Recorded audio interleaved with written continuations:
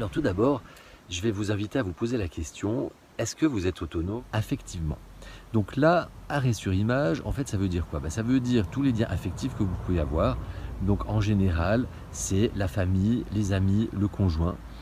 Donc si vous êtes par exemple en couple, dans quelle mesure vous arrivez à vous passer quelques heures, quelques jours de votre conjoint? Est-ce que vous êtes sans arrêt en train de penser à lui ou à elle? Est-ce que vous arrivez à faire des projets aussi de temps en temps pour vous, sans toujours impliquer votre conjoint? Dans quelle mesure vous êtes capable de prendre une décision seul ou au contraire, vous êtes toujours obligé de vous dire, un peu comme dans les clichés, il faut que j'en parle à mon mari, il faut que j'en parle à ma femme pour acheter le carrelage de la cuisine, etc., etc. Et effectivement, au niveau de votre famille aussi, et de vos amis, dans quelle mesure vous arrivez à être par exemple seul avec vous-même, sans toujours être entouré de plein de gens. Voilà, parce qu'il y a beaucoup de gens en fait, dès qu'on leur propose de s'intérioriser, en fait, de rester juste seul avec eux-mêmes, sans télé, sans musique, sans rien, eh bien, c'est difficile d'être confronté à soi-même. Et c'est souvent lié évidemment à l'estime de soi, mais ce n'est pas le sujet de la vidéo. Je vous laisserai le soin d'aller regarder la vidéo sur le sujet, je vous mets le lien en description. Ensuite, financièrement, dans votre vie, est-ce que vous vous suffisez tout seul pour faire face à vos dépenses, ou est-ce que vous avez besoin par exemple de votre conjoint? Est-ce que vous avez besoin de vos parents, d'un membre de la famille? Est-ce que vous avez besoin d'un crédit pour acheter ce dont vous avez besoin? Alors là, évidemment, je vous invite à regarder la vidéo sur les besoins, parce qu'il y a les besoins réels et les besoins créés par la publicité. Et normalement, on ne devrait pas s'endetter pour acquérir des biens. Il vaudrait mieux réduire les dépenses que d'augmenter le pouvoir d'achat artificiellement.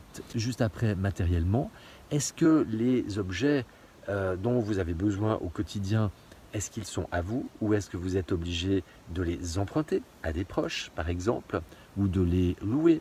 Et dans l'autonomie matérielle, évidemment, il y a l'autonomie alimentaire. Est-ce que vous êtes capable de survivre sans devoir faire les courses? Alors évidemment, quand on est tout seul et surtout en ville, c'est très difficile de répondre oui à cette question.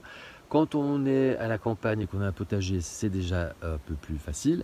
Mais néanmoins, je vous invite à vous poser la question, n'est-il pas peut-être plus facile d'envisager la vie en collectivité, en regroupant les compétences, les moyens?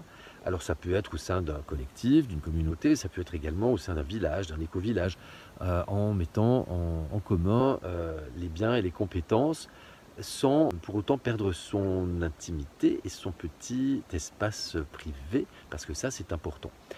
Mais on parle beaucoup d'autonomie alimentaire, et certains parlent également de résilience alimentaire. Est-ce que vous êtes également autonome en moyen de communication? Ou si le téléphone saute, s'il n'y a plus de portable, comment vous avez imaginé des moyens annexes de communication? Voilà. À ce propos, il y a le groupe d'entraide Solaris, je vous mets le petit lien en description, qui est un groupe d'entraide au niveau hyper local et qui peut être une très bonne ressource en temps normal, mais également en temps de crise. Passage. Est-ce que vous êtes autonome intellectuellement? Ça veut dire, est-ce que vous arrivez à réfléchir par vous-même?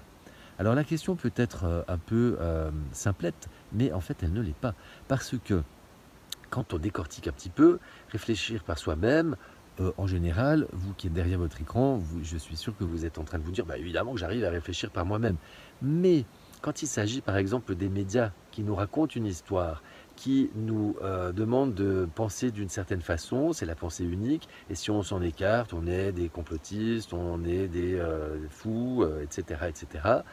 Est-ce qu'on arrive à prendre suffisamment de recul, donc là je vous ramène à la vidéo sur l'information, prendre du recul face à toutes les informations, c'est également le 5e accord Toltec, ou est-ce qu'au contraire on s'engouffre sur l'émotionnel sans vraiment réfléchir, sans faire de lien entre les différentes informations avant de se faire son propre avis? Est-ce qu'on a suffisamment d'ouverture d'esprit pour arriver à écouter des avis qui sont très loin des nôtres sans pour autant les rejeter ou les gober tout cru, mais en se disant voilà, j'entends, je mets dans ma maybe box, dans ma boîte peut-être, et puis voilà, je me ferai ma propre opinion un jour en faisant des liens avec le probabilitomètre. C'est également au niveau de l'école. L'école, c'est une fabrique de petits soldats obéissants, c'est la fabrique du formatage, et il y a de plus en plus de parents et d'enfants qui ne souhaitent pas continuer à l'école publique. Donc en fait, c'est également, est-ce que je suis dépendant de l'école publique ou est-ce que je choisis d'autres alternatives qui, je vous ramène à la vidéo ad hoc, qui sont nombreuses et pas forcément aussi coûteuses qu'une école privée. Juste après, il y a la dépendance émotionnelle. Je l'ai dit, est-ce que vous êtes capable de prendre suffisamment de recul et de ne pas vous engouffrer en réagissant sur l'émotionnel, par exemple avec la publicité ou avec une nouvelle du style « je suis Charlie, je suis l'Ukraine, je suis ceci, je suis cela », en agissant par mimétisme sans vraiment réfléchir au fond, qu'est-ce que moi j'ai envie d'être? Est-ce que j'ai envie d'être moi-même ou est-ce que j'ai envie de vivre ma vie au travers des autres et de la société et du système? Passage. Juste après, j'ai mis la dépendance psychologique. Est-ce que vous êtes capable d'être stable psychologiquement tout au long d'une journée sans avoir recours à des artifices, par exemple des anxiolytiques, des antidépresseurs ou plus épisodiquement, quoique, à de l'alcool ou à des drogues récréatives pour vous amuser? Est-ce que vous avez besoin de tabac, de fumer du hashish, etc., etc. Toutes ces petites choses, en fait, montrent qu'il y a eu un manque d'autonomie puisque c'est une dépendance à un produit, donc il y a un problème d'estime de soi, et etc., etc. Donc il y a un manque d'autonomie au niveau psychologique. L'autonomie sociale. Est-ce que vous êtes capable de passer plusieurs jours seul, par exemple, ou est-ce que vous êtes obligé systématiquement d'être entouré de gens? Je l'ai un peu dit au début, mais ça se recoupe. Est-ce que vous arrivez à vous passer de réseaux sociaux, par exemple? Est-ce que vous pouvez vous passer de séries Netflix, des médias, du divertissement, de l'industrie du jeu, du divertissement, de la musique, etc. Passage. Après, j'ajouterai également l'autonomie numérique, parce que nous sommes dépendants des grands fournisseurs d'accès, mais il existe d'autres solutions qui sont en train de voir le jour, notamment le Web 3. S'affranchir de l'Internet classique peut être un grand signe d'autonomie parce qu'il sera certainement bientôt couplé à l'identité numérique et il faudra, pour se connecter sur Internet dans le web classique, adhérer à cette question d'identité numérique, de reconnaissance faciale et de biométrique et tout ce qu'on veut. Et j'ajouterai enfin l'autonomie sanitaire.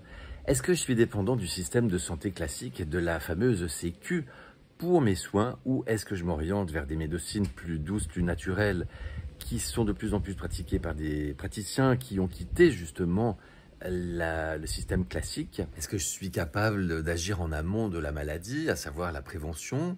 Est-ce que je suis capable d'avoir un mode de vie sain qui comprenne l'alimentation ou d'autres choses comme l'environnement que l'on a vu tout au long de mes vidéos? Est-ce que j'arrive à me soigner de façon autonome ou est-ce que je suis dépendant de ce système qui va demander de plus en plus de contreparties?